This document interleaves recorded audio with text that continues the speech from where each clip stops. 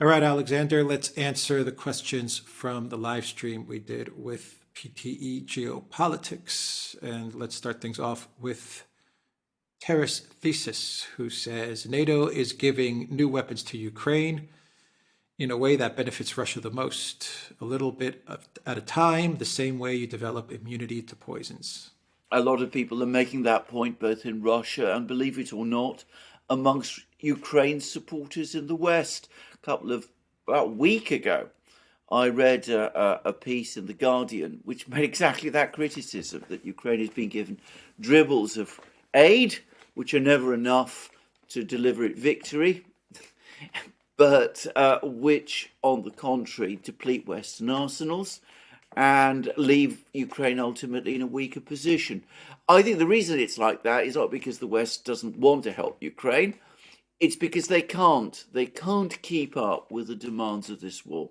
It's completely different from every other war they fought since Vietnam. CA says, thank you for bringing PTE AJ back to the Duran. Sanjeva says, going after soft targets like journalists and YouTube content creators just because they disagree with the Western narrative is surely the work of losers. Yes, Alex, it still happens. Alex We K. still have to think about it all the time. Anyway, there we go. Alex K says an Israeli security official a couple of days ago said that Israel got a green light from the U.S. for a joint military operation targeting Iranian nuclear facilities. What could possibly go wrong? Yeah, we discussed that in the program, actually. Yeah, discussed that. Ryan says, from an Orthodox point of view, what does Erdogan's re-election mean for Patriarch Bartholomew? Will he continue to feel more pressure since he's a Western asset? I discussed that. I think we both discussed, Alex and I. We discussed that. We'll find out. Yeah. We'll find out. We'll find out now that he's been re-elected. Yeah. Our Legion says, have you heard of the Ukraine app Dia? Any opinions? No. Yes. I haven't. Alex has. So do you want to tell us? Government surveillance app. Okay. That's what it is. Like a social credit score type of government app. Right. Developed by Samantha Power. Not developed by her, but you know, she's championing it. So that tells you all you need to know about the Dia app. CS, thank you for that super sticker. Sanjeva says Sunac is just a puppet. Most likely there is leverage against him for tax evasion or fraud, especially from his father-in-law side. I don't think he cares two hoots about Ukraine, but he has to play along to avoid trouble. I think that's probably true. I think there's some probable truth to that. But as I say, I come back to what I said. The situation in Britain, by the way, since we did the live stream and the time of making this video, there's been a further deterioration. I mean, there's now a widespread acceptance that things are going bad, and the Chancellor, Jeremy Hunt, has actually said that, you know, the only way we can deal with inflation is by pushing the economy into outright recession. Extraordinary admission. So, you know, things are not looking good at all. And I also get the sense that over the last couple of days, since those disastrous inflation numbers came out, that support for Sunac has basically collapsed within the Conservative Party, in the sense that they now all accept that there's going to be an election and soon, and that they're going to lose that election and perhaps lose it badly. So they're in the hunt for another leader. I mean, that's what the Conservatives do in this situation. So what does Sunac do? He's obviously perhaps got all kinds of compromise against him, but he also is going to need support from the hardline right-wing, I call them right-wing, but anyway, pro-NATO, Atlanticist, backbenchers in the Conservative Party, many of whom, by the way, are ex-military officers. And so for that reason, and that reason alone, in my opinion, he's tilting towards Ukraine. I think that that's what he's doing. He's shoring up support in his party in advance of a possible leadership challenge. From Joyce Skorupa, thank you for that super sticker. From Lana A. Zankova Garcia, love the Duran, thank you for that. From Ricardo Alfonso, the West used to worry about Mideast failed terrorist state with nukes. Now Britain has become that failed terrorist state with nukes. Their desperation is rising. Absolutely. I mean, just to give a sense of how desperate the situation is becoming, the government is now talking about price caps, price controls on food. There are problems with food prices rising. So the solution is to impose price caps on the supermarkets to try to keep food prices under control. Now, of course, everybody knows that when you do that, what inevitably happens is you replace food price increases with food shortages because food disappears because it's no longer makes sense to sell it for what could well be below its cost price. That is the iron rule of attempting to impose price controls. But that's what the government is doing because they have no other solution. The obvious solution, and the sanctions, and the price, and the economic war, lift the sanctions, let trade circulate again, is of course ruled out. So a government that is as desperate as the British government is, remember price controls have been anathema in Britain ever since Margaret Thatcher basically did away with them. A government as desperate as that is indeed becoming exactly the kind of government that you've just described. From Polly, this week on the main Dutch channel NOS Journal, the CIA is recruiting Russians to spy on Russians. That's thanks, Duran. Absolutely. Well, we saw that. I saw the video. Now, I mean, I have to say there are some people who think the video is a spoof, but I think it's real. I don't see any reason why it shouldn't be real. I think it's an absolutely idiotic, stupid video. I can't imagine it's going to attract anybody, realistically. I mean, it's just based on a conception of geopolitics that belongs in the 1970s, perhaps. It's so out of date and so completely fails to understand modern Russia that it's laughable. And of course, the fact that the US is doing this, the CIA is doing this, is really very weird, actually. But yes, that's what they're doing. And of course, the Russians have produced a counter video, which is actually quite funny, in which they pretend to want to recruit Americans, but of course, it's all done in a mocking and jocular way. So they're not frightened by this. Peter Jackson, do you think Russia could take Kharkiv and Odessa, or must it simply take Donbass and defend it, since NATO clearly wants a long-term war? I think that eventually, like I said this many times, I cannot see this war ending without Odessa being under some form of Russian control. You know, Josep Borrell has said that the Russians expect to win and that they're not going to stop until they achieve victory. I mean, that's Josep Borrell, and he said that he's no longer optimistic about the situation. All very interesting from Josep Borrell. So what does he know? But I think that they can take Odessa and Kharkiv, but they will do it they will do it if they plan to do it, as in the case of Odessa, I'm sure they do. They will plan to do it in their own time. Ryan says, is there a way for the U.S. to come out of this, even if Trump, etc., wins in 24? Can it be turned around? Is the fix already in if Biden is running? Of course it can be turned round. There are lots of opportunities and options. There's no reason why we should be in this confrontation. There's no reason why the situation has been allowed to deteriorate to this point and has become so dangerous. There is no inherent threat to the United States from what is happening in Ukraine and between Ukraine and Russia. And I think that we need to make that absolutely clear.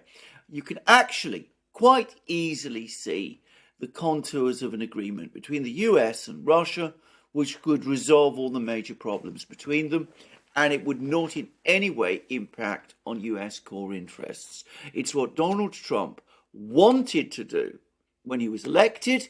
It was what he was prevented from doing when he was elected by the various agencies of the US political system that we all know about. But in theory, There is no reason why it can't happen.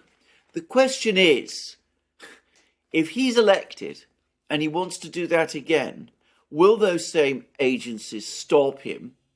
Bear in mind, because they stopped him before, it's why we are where we are.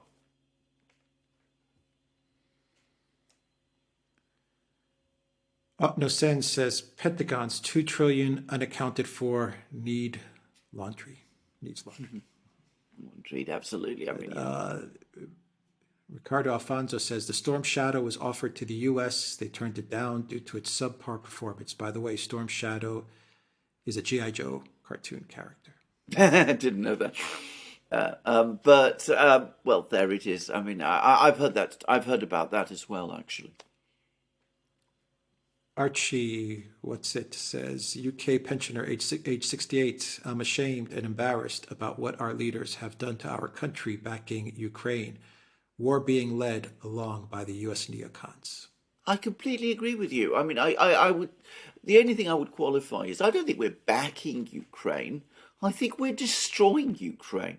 We are very cynically or very stupidly trying to use Ukraine in order to hurt Russia.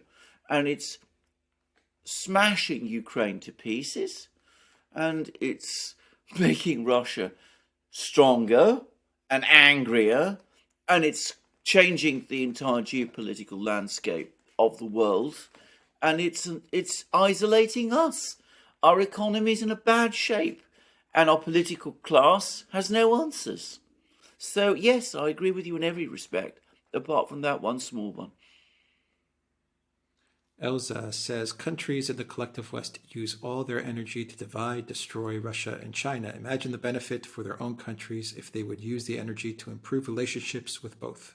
Hear, hear. That's the single most important thing that anyone can say, and people should be saying that every single day. If all this energy, all this mental energy, was used to creative, productive purposes, we would be living in a completely different world. President Eisenhower made that very point in his valedictory address in 1960, and he was right. Alice in Blunderland says, I'm sorry, lads, but who is the anti-British person? I've never disagreed with someone on almost every point until now. Okay. Who is the anti-British person? I'm quite sure I've understood the point, but yeah. Danielle Jovanovic says, Australian PM is a total fail. We just had Stella Assange here and our PM refused to meet with her. We have no leaders here either. We discussed this during the programme, and as I said, I mean, it's extremely disappointing, to me unsurprising, and I hate to say this, I'm embarrassed even to say this, but it vindicates an argument I had with an Australian lawyer. He was telling me, just wait, when Labour wins the election in Australia and Albanese becomes Prime Minister, he's going to change the policy and a deal will be done and Assange will plead guilty to some minor offence and he'll be back in Australia and he'll be free. And I said, not happening. And I was right. Ricardo Alfonso says the British Empire was built out of piracy. They've gone back to their roots, no matter if it hurts their own people. Well, yes. I think there was more to Britain than just piracy, I should say. But yes, I take the point, and I've heard, by the way, there's a friend of mine from India who made exactly that same point to me. Zeshan, thank you for that super sticker. Ricardo Alfonso says the U.S. is also now very concerned about human rights in India. Also, Sikh militants are being trained in guerrilla warfare. Yes, I've heard lots of stories about this, that the US has really cooled on Modi and that they're now looking to find some means to undermine Modi. Trouble is, of course, Congress, which is the party that opposes Modi, is, if anything, more pro-Russian than Modi himself is, or at least his party is. But certainly it could very well be that India could find itself facing all the usual instruments and devices to try and achieve a colour revolution there. Who knows? Look what the attempt at a colour revolution, or rather not a colour revolution, an engineered change of power has achieved in Pakistan. The country is in deep crisis, economically, politically, in every respect, because Imran Khan was ousted when he would probably have lost an election if it had been held. But you never learn, you repeat the same mistakes. We could very well find ourselves in the same situation in India, except though that I do think that Indian political institutions are much stronger and probably can withstand this kind of thing. Urich, thank you for that super chat. Natalie Nikorunziza, thank you for that super sticker. Radovid, thanks for the great job. Peter Sipos says, U.S. has a chokehold on Germans. Germans knowingly committed genocide on the EU population with diesel vehicles, millions dead statistically. Half of the government would go to prison. Now do the U.S. bidding or else? Well, I think there was a lot of truth at that, certainly at the start of the Cold War. There were a lot of people in Germany who felt remember, I have strong connections to Germany. A lot of people felt very compromised. They felt very ashamed. They saw the United States as the country that was the democracy that was they were going to emulate, that was protecting them also from the Russians. And people were very afraid of the Russians in Germany after the Second World War. And you can imagine, you can understand why Germany in the 40s and 50s, and to some extent the 60s, leaned heavily towards the US and pursued strongly Atlanticist politics.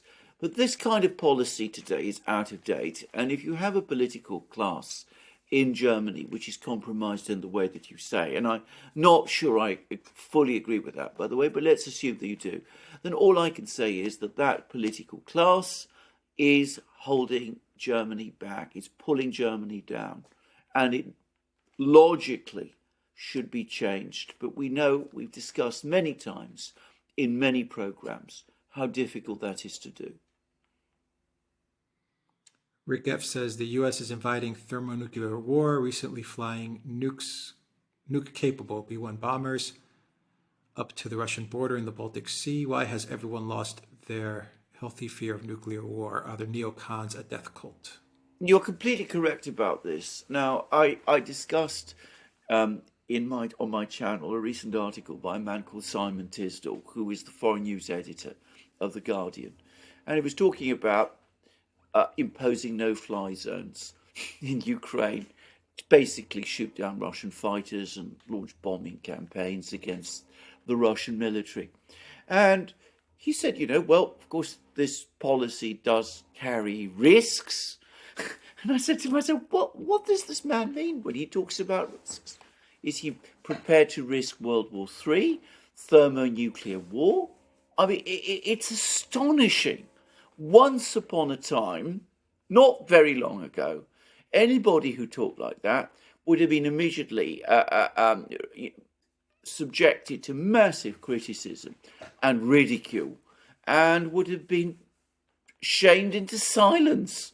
Now people like Simon Tisdall write articles and pieces like this, and as you rightly said, airplanes fly close to the Russian border and all that kind of way, and nobody says anything. Nobody seems to be afraid of what might happen. We are really in the world of Dr. Strangelove. What was the subtitle, or how I stopped being afraid and came to love the bomb, because that's almost where we are.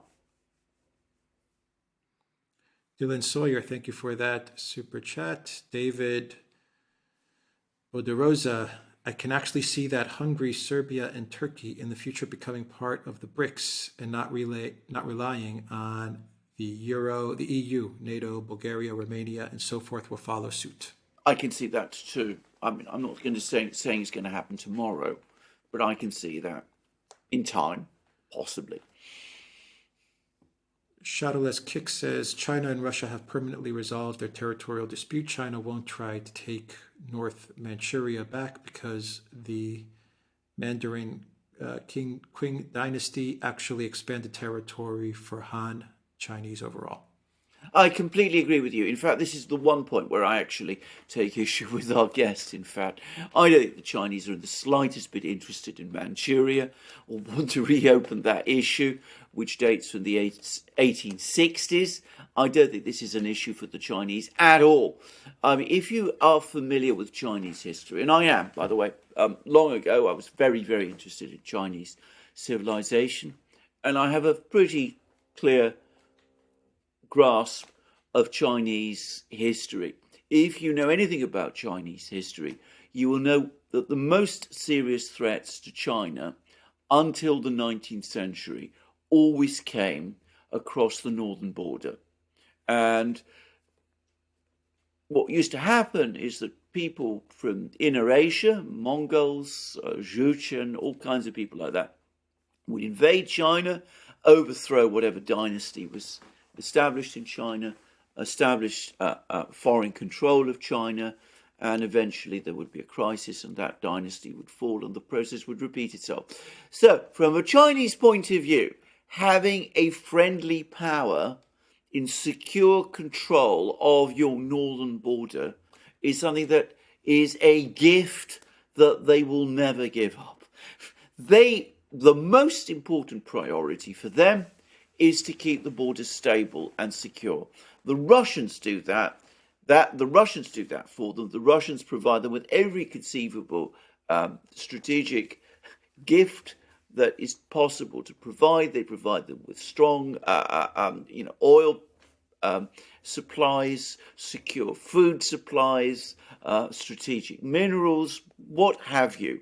The Chinese are not going to jeopardize all of that because of a quarrel over Manchuria, which was not originally Chinese territory anyway. It was territory which was captured, as you correctly say, by the Qing dynasty way back in the 17th century, and it wasn't even properly speaking Chinese. So I think that this is a non-issue, frankly. The border issues have been settled. The two governments are friends at a personal level. The people of each country get on with each other. When I was in China, and I was there for a time with a Russian friend, I saw how strongly and favorably people in China reacted to the fact that he was Russian. So I just think this is a non-question, actually. Rafik Adams says, have you read the new piece by Jeffrey Sachs on the American wars and debt critics? What is your opinion of it? Do you think the neocons and the neoliberals will refuse to change, no reverse gear, and will this necessarily require a complete collapse? Well, can I just say, first of all, Jeffrey Sachs has written a brilliant piece, and I would strongly recommend it to everybody. I think I've referenced it in one of my programs, but anyway, it is a brilliant piece. And secondly, I'm afraid the neocons will not reverse gear. I mean, if they did, they wouldn't be neocons. And we need to understand that. Their response to any crisis within the United States, any real crisis in the United States, and by the way, for the moment, I don't think they realise that there is a potential crisis looming there far, over the horizon. It's not something that they really understand or have internalized. But if they become conscious that a crisis is on the way, all that will do is make them escalate their foreign policies. They will never back off. That isn't something that they're capable of. Ricardo Alfonso says, I think the British would like to see the great powers destroy one another and leave Britain on top of the heap. That's why they push war and conflict. They're good at manipulation. That's what they used to do in the past. That was, British foreign policy in the 18th and 19th century. Today, it's so out of date as to be absurd to conduct your foreign policy in that fashion. But you're perfectly right. There are some people in Britain, Boris Johnson, for example, who do apparently still think like that. Michael Sherry, Corbyn's downfall, liars, crooks, and racists cooked up the anti-Semitism scandal because the oligarchy could not beat him on policy. Great show today. So, well, I basically agree. I don't want to deny that there were some people with anti-Semitic views in the Labour Party, but we've now had a whole series of reports, 2 of them, which basically show the extent to which this whole issue was basically a factional battle, both within the Labour Party and one aided and abetted by people outside. So, yes, I think you're basically right. Nigel Green, thank you for that super sticker. Michael Urich, thank you for the super sticker. Elensky is what happens when you combine too much cocaine and chutzpah. The God destroyed creator. Rafik Adams says, have you followed recent comparisons of Soros with Magneto by Musk and the allegation of anti-Semitism? How long do you think this absurdity will last? I don't know. I haven't followed this whole business very much. But how long will all of these problems last? A while is the answer. Putin said 10 years, that we have 10 difficult years ahead. And I think this is probably about right. Feels about right. Ricardo Alfonso says, why does Israel always publicly announce secret plans to attack Iran? Sounds like a spoiled child to get the U.S. to do their dirty work. I completely agree with that. That's exactly what I think they're doing. It's very interesting that you announce secret plans. Just think of the contradiction there. Rafik Adams says, any update on Dr. Jones' podcast? You guys will blow up the internet. You guys are the most fearless podcasters on the net. Keep up the good work. Dr. Jones? E. Michael Jones. Oh, E. Michael Jones. Well, I think he's... I think Dr. E. Michael Jones, yeah. Dr. E. Michael Jones. Yeah.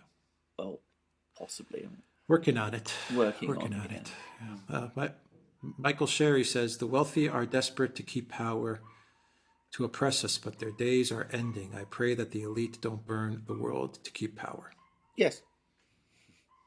By the way, there's an article today in the British media which says that the British elite would rather see Britain collapse completely rather than fix its problems.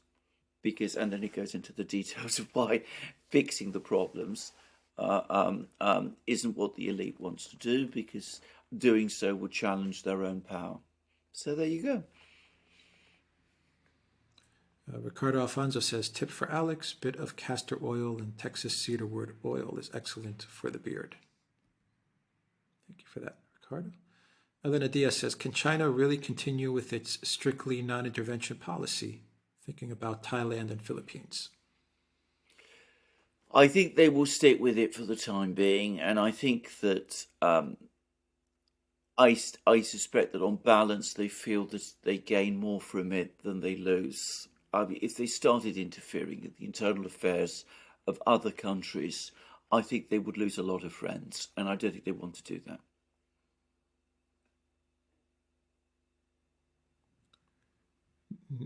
Nishanth Anath says, hi guys, there has been news that the American aircraft carrier has just reached Norway. I'm guessing that's the launch pad for the F-16.